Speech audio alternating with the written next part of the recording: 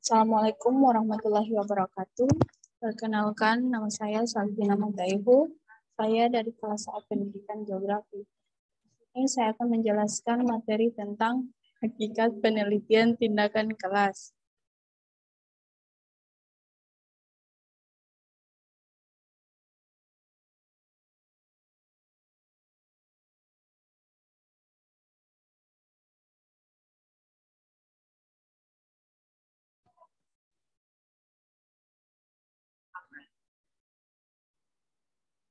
Yang pertama yaitu pengertian penelitian tindakan kelas.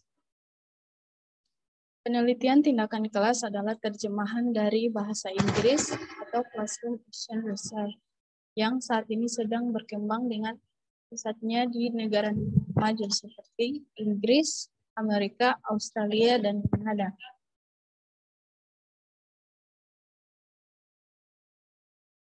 Definisi penelitian, di mana penelitian adalah suatu kegiatan mencermati suatu objek dengan menggunakan cara dan aturan metodologi tertentu untuk memperoleh data atau informasi yang bermanfaat dalam meningkatkan mutu suatu hal yang menarik minat dan penting bagi peneliti. Nah, pengertian tersebut merupakan ide pokok dari penelitian tindakan, merupakan bentuk inquiry atau penyelidikan yang dilakukan melalui refleksi diri.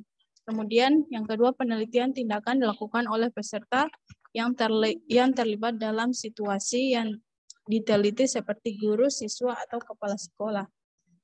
Kemudian penelitian tindakan dilakukan dalam situasi sosial termasuk situasi pendidikan.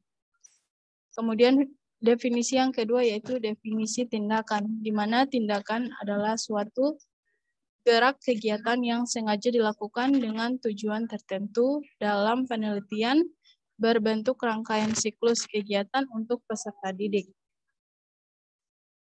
Di mana tujuan penelitian tindakan ini memperbaiki dasar pemikiran dan kepantasan dari praktik-praktik pemahaman terhadap praktik tersebut, serta situasi atau tempat praktik tersebut dilaksanakan. Kemudian yang ketiga yaitu definisi kelas dalam hal ini tidak terikat pada pengertian ruang kelas, tetapi dalam pengertian yang lebih spesifik seperti yang sudah lama dikenal dalam bidang pendidikan dan pengajaran. Yang dimaksud dengan istilah kelas adalah kelompok peserta didik dalam waktu yang sama menerima pelajaran yang sama dari seorang guru.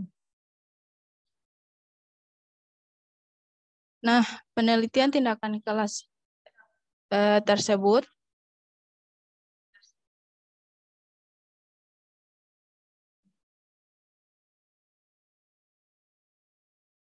memiliki pengertian dari beberapa ahli.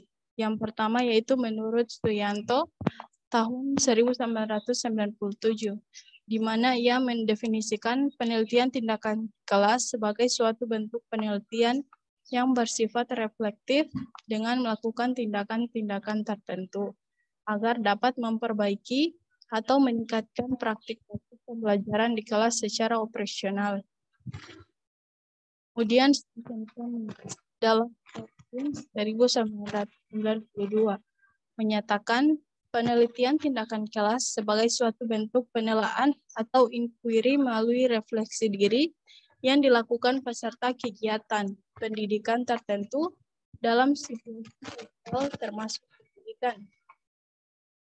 Perbaiki rasionalitas dan kebenaran dari praktik-praktik sosial atau kependidikan yang mereka lakukan sendiri. Pemahaman mereka terhadap praktik-praktik tersebut dan situasi di tempat yang telah dilaksanakan. Kemudian, penelitian tindakan kelas ini tentu berbeda dari penelitian tindakan kelas yang termasuk salah satu jenisnya, yaitu karena memang penelitian tersebut dilakukan di dalam kelas. Namun penelitian kelas ini dapat didefinisikan sebagai penelitian dilakukan di dalam kelas, mencakup tidak hanya penelitian tindakan kelas, tetapi juga berbagai jenis penelitian yang dilakukan di dalam kelas. Penelitian kelas ini terkenal adalah penelitian dilakukan dengan menggunakan cara Flanders yang mengamati persepsi berbicara antara guru dan siswa. Hasil-hasilnya mungkin sudah pernah kita baca yang masih menemukan bahwa guru selalu mendominasi pembicaraan di dalam kelas.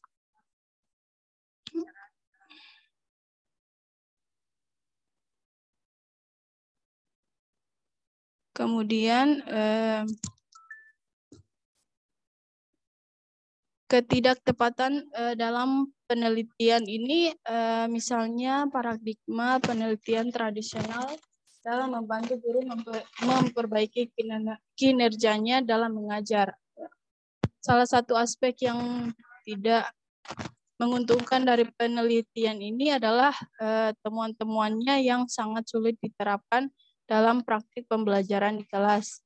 Sebagaimana yang telah dikemukakan oleh Arthur Bolster yang dikutip oleh Hopkins 1993, yaitu di mana pengaruh penelitian tentang mengajar terhadap praktik pembelajaran sangat kecil karena asumsi atau titik tolak tentang mengajar yang digunakan para penelitian berbagai dengan asumsi atau titik tolak yang digunakan oleh para guru.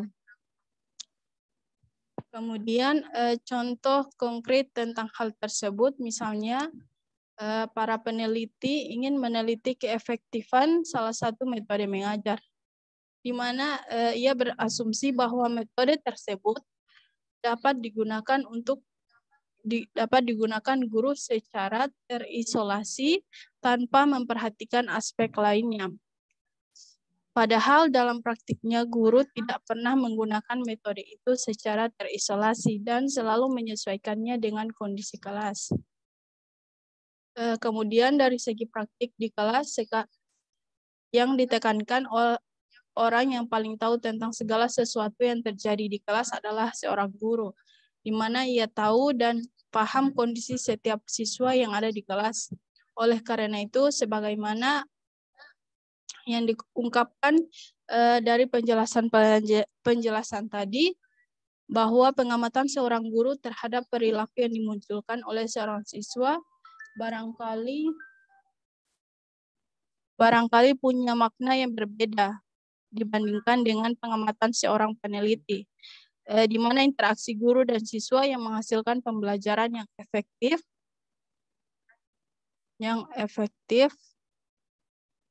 tidak didasarkan pada perilaku mengajar yang standar, tetapi pada perilaku mengajar yang unik yang didasarkan pada berbagai situasi dan kondisi, terutama karakteristik siswa. Nah,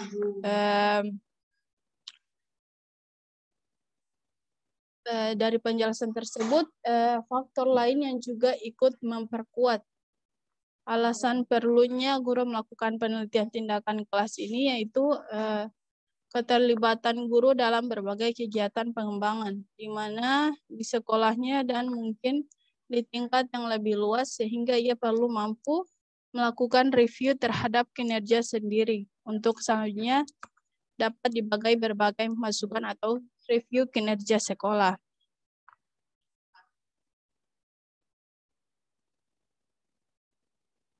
Nah, kemudian untuk manfaat penelitian tindakan kelas ini, manfaat bagi guru yaitu mempunyai beberapa manfaat. Yang pertama, penelitian tindakan kelas dapat dimanfaatkan oleh guru untuk memperbaiki pembelajaran yang dikelolanya, karena memang sasaran akhir penelitian tindakan kelas adalah perbaikan pembelajaran.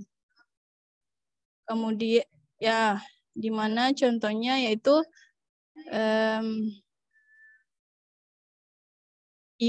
seorang guru bahasa Indonesia membaca sebuah hasil penelitian yang dimuat dalam satu jurnal.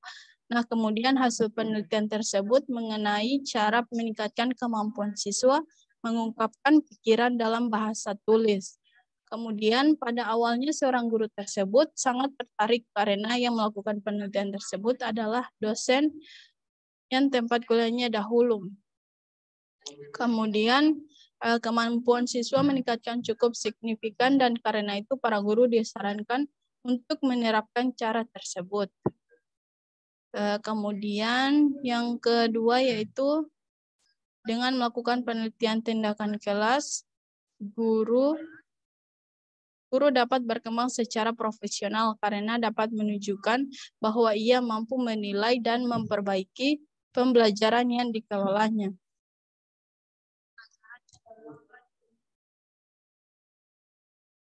Kemudian manfaat yang kedua yaitu bagi siswa, di mana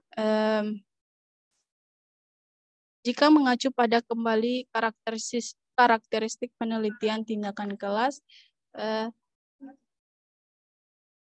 pembelajaran karena tujuan PTK adalah memperbaiki praktik pembelajaran dengan sasaran akhir yang memperbaiki belajar siswa. Dengan adanya penelitian tindakan kelas ini, kesalahan dalam proses pembelajaran akan cepat dianalisis dan diperbaiki sehingga kesalahan tersebut tidak akan berlanjut. Contohnya seperti seorang guru matematika merasakan bahwa pembelajaran yang diberikan sukar ditangkap oleh siswa.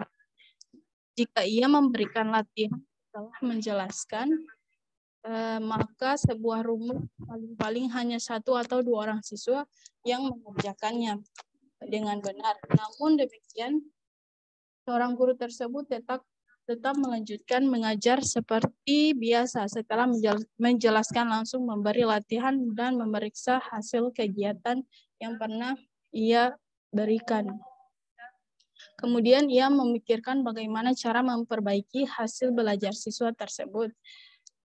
Maka dari penelitian tindakan kelas ini, seorang guru melakukan praktik-praktik yang dilakukan dalam langkah-langkah penelitian tindakan kelas. Nah, yang terakhir yaitu manfaat penelitian tindakan kelas bagi sekolah, di mana sekolah yang para gurunya terampil melaksanakan tentu akan memetik manfaat. Sekolah yang para gurunya sudah mampu membuat perbaikan, mempunyai kesempatan yang besar untuk berkembang pesat. Berbagai perbaikan atau dapat diwujudkan seperti penanggulangan berbagai masalah.